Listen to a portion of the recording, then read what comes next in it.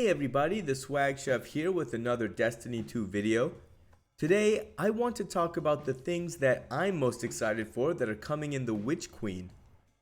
We have been overloaded with information recently between the Vidoc, Game Informer gameplay, and all of the TWABs and blogs released on Bungie.net. The things I'm going to focus on specifically are the Legendary campaign, new abilities, and weapon crafting. Now, this is not going to be a comprehensive guide on every single thing that has been released about the Witch Queen, rather just some highlights of the things that I'm most excited for. The first thing I want to touch on is the Legendary campaign. The campaign in Destiny has historically never been something that brought any real challenge. It has been an activity that was a vehicle to deliver the story content of that DLC or season, nothing too hard that would act as a real roadblock for anybody. The last time I remember having even a little bit of difficulty in the campaign was being underleveled and trying to run through the Forsaken campaign when it first released. Bungie seems to have taken a much different philosophy this time around. With the introduction of the legendary mode of the campaign, they said that the challenge will be more difficult than a Legend Nightfall, but easier than a solo dungeon or Grandmaster. Speaking of that, the background gameplay is of a Legendary Nightfall. To me, this means it's definitely not going to be a walk in the park. No, I don't think veterans are going to be stonewalled by any means. However, I think that it will be a significant challenge where you'll need to put actual thought into your loadout and play strategically. No running headfirst into battle with a huckleberry and mowing down every single thing in sight. A great addition that I think they made was that there is a level cap similar to contest mode with raids. This means that regardless of if you play the Legendary campaign on release date or 2 months from now, the enemies will still pose the same threat. Bungie has also decided to reward those who overcome this difficulty with bonus rewards in the form of extra chests, loot, and experience. Having another challenging activity to solo outside of Dungeons and Nightfalls, especially one with great rewards, is a welcome addition for sure. Next on my list is abilities. Now, I don't want to go in depth for every single ability that was shown to us, but I do want to touch on a couple that stood out the most to me. Void 3.0 in general is going to be a literal game changer. The aspects and fragments are going to allow for more customization than ever before, even more than our subclass trees in Destiny 1. Just the introductory look that they showed us has my mind racing about all the potential build crafting available to us. The Titan ability that I thought was the coolest was Bastion. When you cast Barricade, you grant an overshield to yourself and your allies, and your overshield recharges over time and the duration increases while you stay behind the barricade. Depending on how much overshield you actually receive, this can be a huge ability that can turn the tides in both PvP and PvE. Being able to grant the overshield to allies is my favorite part of the ability. It really makes you feel like you are truly the defender in your fire team. With the Warlock, when they first showed us all of the aspects, I sort of dismissed the Child of the Old Gods. The ability seemed cool, but the possibility of running Chaos Accelerant for overcharged Axion bolts and Feed the Void for Devour planted its roots in my mind. It wasn't until I saw the clip of Child of the Old Gods in action that I thought, okay, this has some crazy potential. With Child of the Old Gods, you launch out a Void Buddy with every Rift cast, and it sucks the energy out from enemies. On Healing Rift, it gives you grenade and melee energy, while on Empowering Rift, you get health back.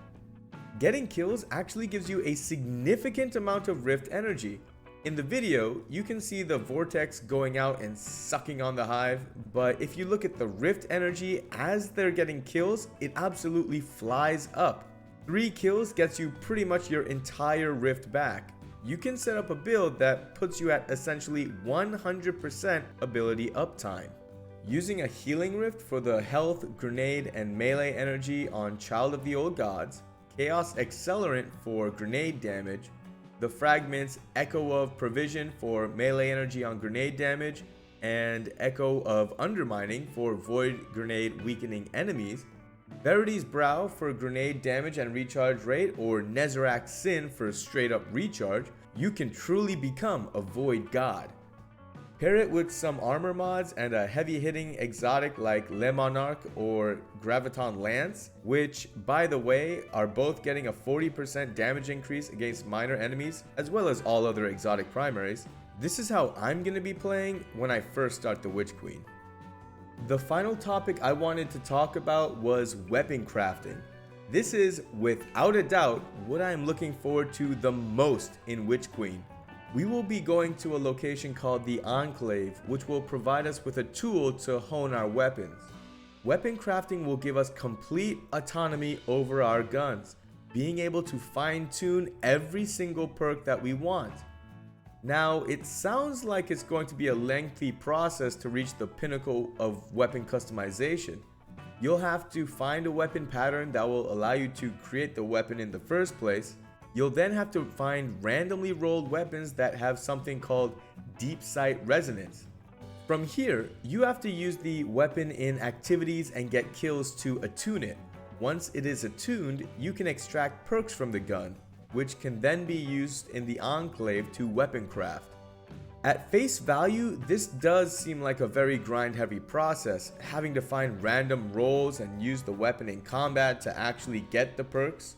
However, I think that this grind is absolutely fine, as instead of having a 1% chance of getting the 5 out of 5 god roll that you want, you could potentially find 2 1 out of 5s and a 3 out of 5, invest some time, and get the 5 out of 5 god roll that you truly want.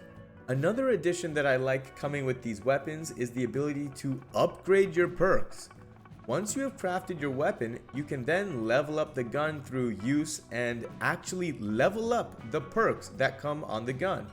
You can level up the intrinsic perk, you can level up the traits like Rampage or Kill Clip or Killing Wind.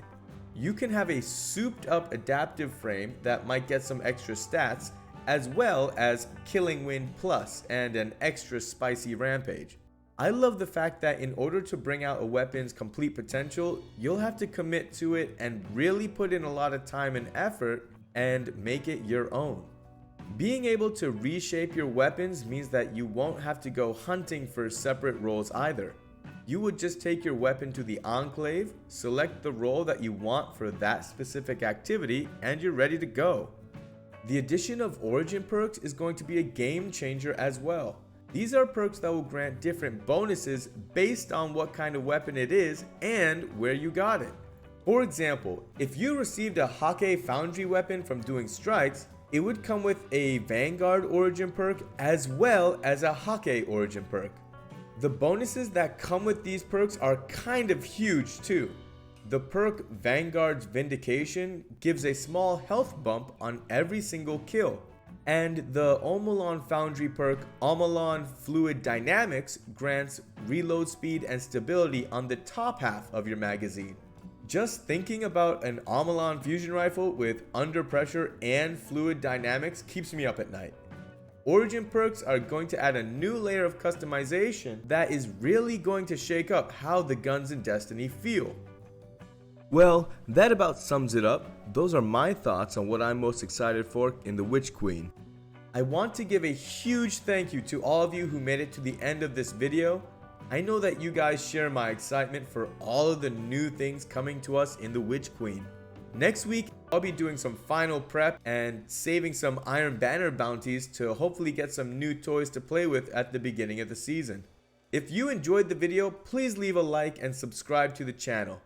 This has been the Swag Chef, and I'll see you in the next one.